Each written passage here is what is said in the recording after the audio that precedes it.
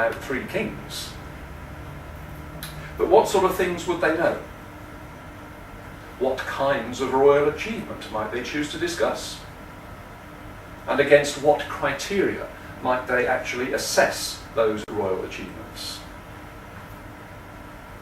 Our assessment objective now needs much more careful definition and some elaboration in order to ensure that all our candidates can be tested in the same way. Now, we shall look more closely at schemes of assessment later in this unit, and we shall look in detail at how individual tasks and types of tasks are set up in Unit 4.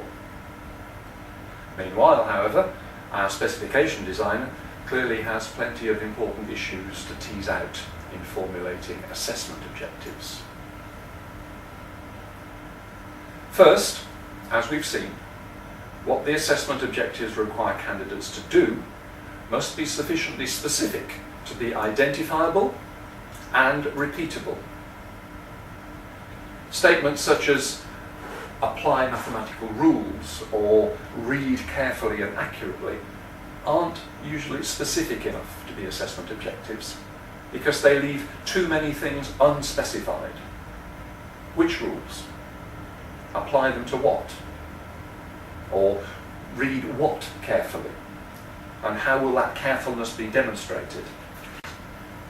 An assessment objective is an objective because it identifies a target or a goal. And what the assessment objectives require candidates to do must also be capable of being repeated.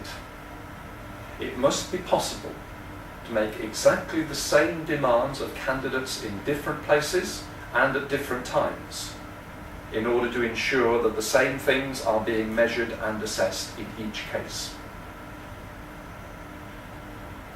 Secondly, what the assessment objectives require candidates to do must be something that can be measured accurately.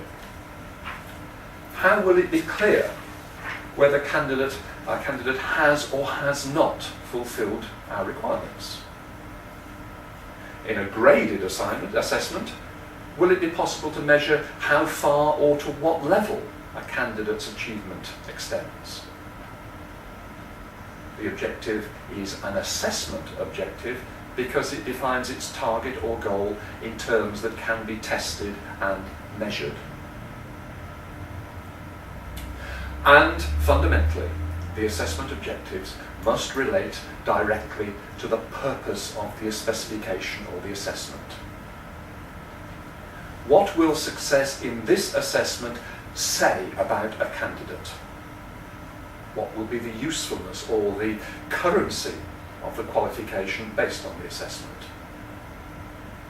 And to return to another term which was used in Unit 2, it's the assessment objectives which embody the core construct of a specification.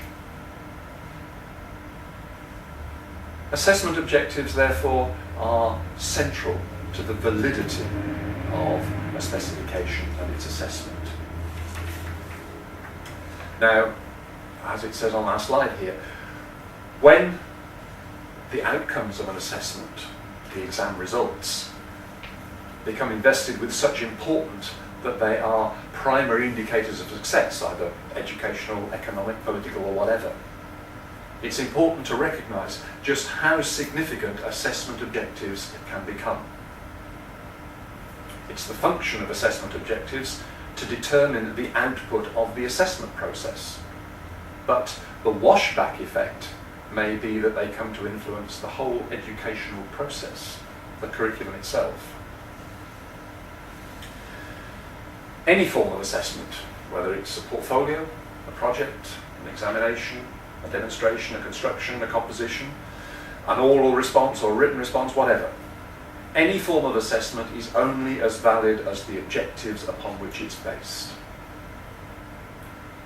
But for all the debate that goes on about testing, this is a factor that is largely overlooked, possibly because the very term assessment objective sounds a little too technical for most commentators. For example, there are plenty of arguments that resurface regularly about the content of the curriculum, the content of the English curriculum, for example. What books should students read at certain stages in their education? Should all 14-year-olds be required to read Pilgrim's Progress?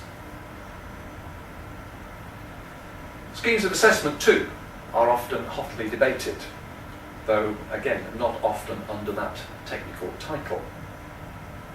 For example, is coursework a cheat's charter or not? But it is rare to encounter any informed discussion of the importance of assessment objectives. And so your next task will be to consider precisely that, the importance of assessment objectives in a GCSE specification.